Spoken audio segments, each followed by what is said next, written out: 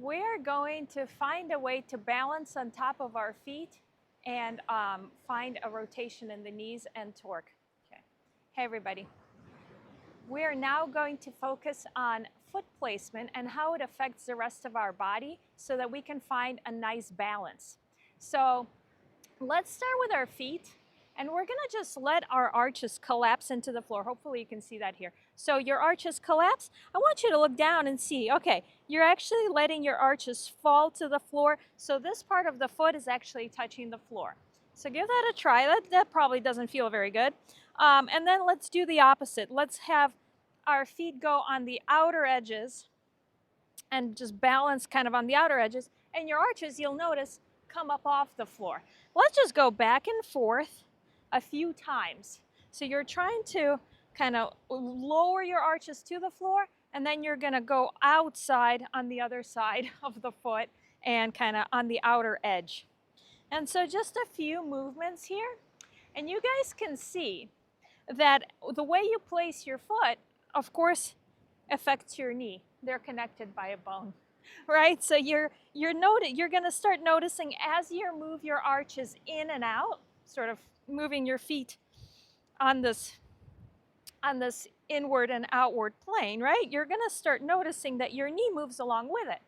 And I want you guys to notice that as soon as you put your arches to the floor, your knees face in, and then of course arches out, your knees start to face out. So there's this ingrained connection, and I think it's really important to notice how your feet are placed, especially if you're doing any sort of squatting motion, because where your feet are placed, your knees are gonna go that direction. Again, they're connected by a bone. So let's start with this oscillation of the feet, and let's make that movement. Again, we're gonna make that smaller and smaller, and we're gonna reduce the amount of motion, but you're gonna still keep your feet moving. Make it more subtle.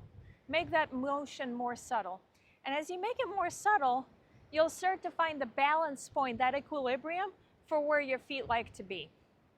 And you're gonna notice, maybe hopefully, if you convince yourself where your arches are centered, where you're not pressing too much on the outside, not too much on the inside, and you'll find that you're sort of finding a way to press the middle of the foot into the floor.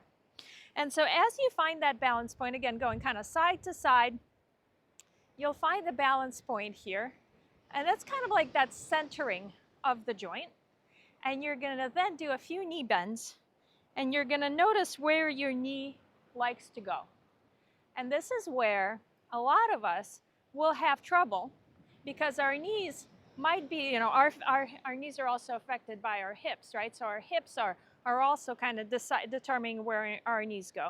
So this is where we'll start. We'll do a few knee bends. I just want you to notice where your knees go right now. And you're gonna see, sort of ideally, but I want us to find that place naturally, but ideally, your knee's gonna travel over your second toe. That's kind of the center of your foot, and then you're not kind of affecting the knee joint negatively when you're doing heavy loaded squats. I want you to find efficiency in your movement. But let's find that. So having kind of centered our feet back and forth, hopefully you're feeling a little bit more rooted into the floor.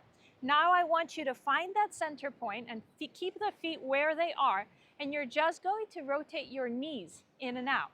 So rotating your knees in and out will inevitably make your feet move. But I just kind of want you to feel like they're sticking to the floor. Right now, you're not actively moving your arches side to side. So moving your knees in and out is going to come from the hips. So your knees facing in, your hips are internally rotated. External rotate the hips, your knees face out. Yes, it affects your feet, but again, keep the feet as much as you can on the floor and just move your knees. And you're gonna find that as you activate your glutes a little bit, that's where your external rotators are, like right underneath your big glute muscles.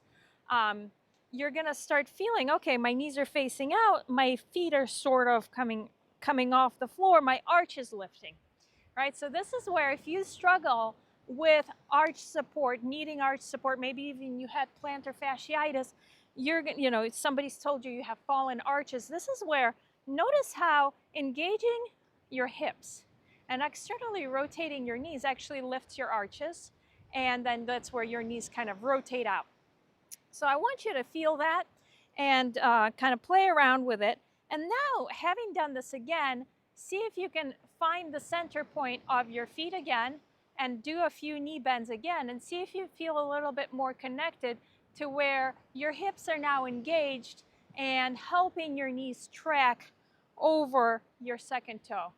This will be really useful again when you're doing heavy loaded movements. Of course, it's useful in other places, but it's not super detrimental if your knees are tracking to different places. Like, they can do that and it's fine.